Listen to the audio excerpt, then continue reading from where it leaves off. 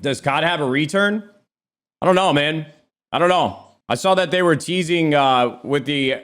I think Call of Duty right now is trying to pull out all the stops, bro, with Verdansk on the way back. I saw that they're experimenting with 150 player count in the lobbies, which is a substantial jump, I would say, from whatever it is now. What is it, like 100? I actually don't know the exact number, but I think 150 is definitely more than what we're used to. Do they have 150 at any point in Warzone's history? Which I think is actually a good call. I don't know why. I think there should be more players, not less. And then I saw that they're also bringing back floating loot, which God only knows why they would have ever removed that in the first place. It's like, why would you take anything out that would make the game more fluid and efficient? I'm telling you, bro, Call of Duty has just had like a problem with listening to the wrong people in the community. Like, I know that the older generation that kind of grew up on COD was complaining that the game was too fast and it was moving too quick. But I think you need to keep that game as fluid and fast-paced as possible, bro. I mean, that's the whole point of skill-based matchmaking, right? If they have skill-based matchmaking implemented and it's working the way that it should, you don't dial up skill-based matchmaking and keep everybody separated from each other and then slow down the game as well. It's either one or the other. Like, the skill-based matchmaking is literally the reason that's accomplishing the goal that they're looking to accomplish, man, to cater towards all types of players. Skill, high or low, it doesn't matter. That's what skill-based matching is for. And then they just decided to double up and slow the game down. I think floating loot is a no-brainer, bro. I don't know why they ever would have removed that in the first place. I'm not a Warzone expert, to be honest with you, though, bro. I've had moments and time throughout my years playing Warzone, but I'm not the guy that's going to tell you, like, what's right, what's wrong, and what's going to fix it and what won't. But I'll tell you what. Just from the years I've played, I think slowing the game down is a nightmare, and it's a recipe for disaster. So we'll see. But again, I do believe that Call of Duty they're kind of just continuing to put band-aids on their problems. You know, if you bring Verdansk back, right, and that's going to be their first opportunity to bring a lot of players back to Call of Duty to, like, sign on for the first time in months or years, just for the nostalgia factor. I mean, we've seen every game do it, right? Like, Fortnite has brought back Season 1 and Tilted Towers a million times. You've had other games bring back some of the most beloved modes and maps. And Call of Duty's done that too before, but Verdansk coming back for the first time in a long time. Floating loot, great. 150 player count, great. They're obviously trying to make sure that people have fun when they get back. But I think the issue is still going to be the hacking and the cheating situation, bro. I mean, all these good things that they're doing are kind of null and void if you get on and you can't play a real game of Call of Duty, a fair game of Call of Duty. So we'll see, man. I don't know. We're going to check out Verdansk, I would imagine, at some point, but I'm not holding my breath, man. Champagne Hoffy, thank you very much for 2 gifted subs, brother. Curry Sticks, Vanta, Kinky Pad, Austin, Parthy, thank you for the subs, gentlemen. Rumple, appreciate you, bro. Deadeye, good to see you. COD needs to slow down and go back to actual war shooter. See, Jack, that's kind of the issue, bro. I genuinely, completely disagree with everything you just said. And I mean that with all due respect, brother.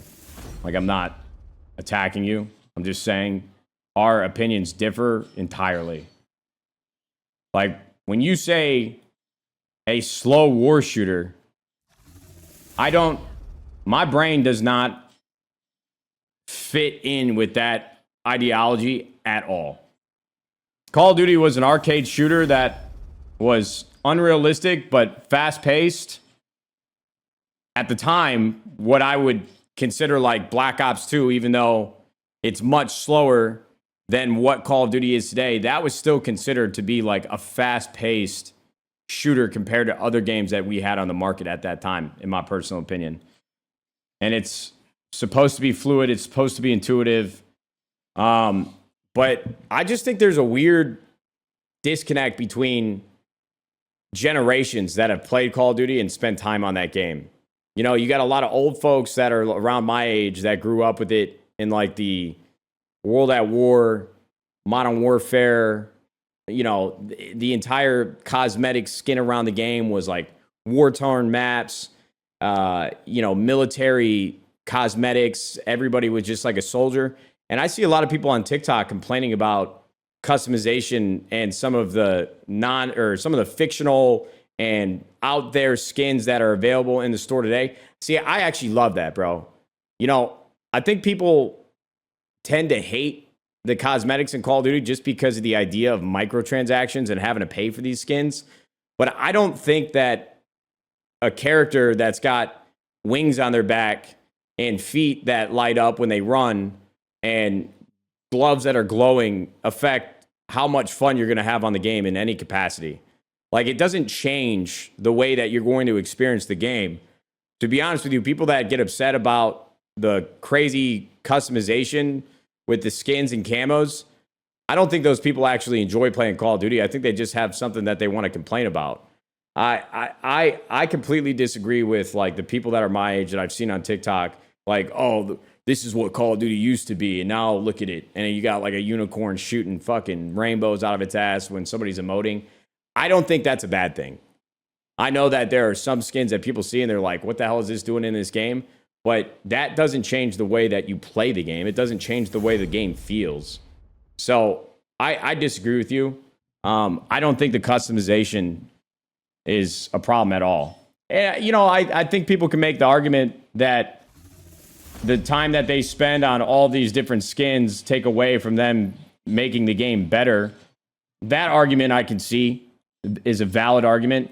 But, you know, they're completely different departments in the studios that are building this game. And who knows, man?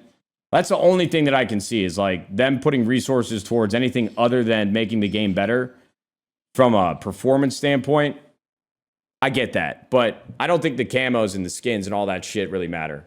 Like, what would Call of Duty be if they just kept generic soldier, you know, war era clothing on the characters? I don't think that matters at all. I think customization is good. It just keeps people interested in it for different reasons. It's not disrespect. You were just hateful. Who's hateful? I don't think anybody's having a hateful conversation right now. What happened? I think it's, bro, that's the other thing too, man, that's never going to change on the internet. When two people disagree, bro, everybody thinks that one person or both people are being mean to the other. I think we're just disagreed about our perspective on the game, and that's okay. It's okay to disagree. Some of those skins can be considered pay to win. Look, there have been moments where some of these skins, like the Rosa skin, if you bought it, that skin was like darker. It blended in with shadows. That I agree with. That's a slippery slope. You can't have these skins that like break the game visually and make it harder to kill. I agree with that, bro. For real. But, you know, I don't think that was... Some could say that was intentional from them just to sell more skins. I don't know if Call of Duty is necessarily that vindictive, bro, or that spiteful to the community. But yeah, pay-to-win skins, completely agree, should not be in this conversation. Pay-to-win skins are a problem, for sure. I don't think it's happened too many times in Call of Duty's history. They had that Groot-looking skin, that Rosa skin. There have been a couple skins that kind of visually broke the game. But either way, I don't think that should happen or should exist in the game. I agree with that, bro. I just don't think this blank, ambiguous, like vague military simulator dream that people think Call of Duty should be it doesn't matter, bro. Cosmetics are good. It's like, think back to like games that people loved. Like Black Ops 3, even though it brought in new movement, people loved that. And I guarantee everybody was like just gooning to the idea of like dark matter. Like people love to grind camos in Call of Duty, right? Like, and you know, the argument towards grinding for camos is different for paying for camos. I agree with that. But it's like the folks that say this is what Call of Duty used to be, I guarantee you those folks were grinding for gold guns and dark matter when they first got introduced. You know what I'm saying? So clearly they like cosmetics. Clearly they like to, work towards something. And again, if you're paying for skins versus earning them in game, I understand that. But again, I think people's infatuation with just like it being a military shooter, they don't actually believe that's good for the game. I think they just hate the idea of paying for skins. We're talking about a whole lot, bro. There's so many things we could talk about when it comes to Call of Duty. We can get off the rails here, and we're not playing COD today, so I think this is just a conversation I've had so many times on stream, and sometimes I get tired of it, but I understand, bro. People like to talk about COD.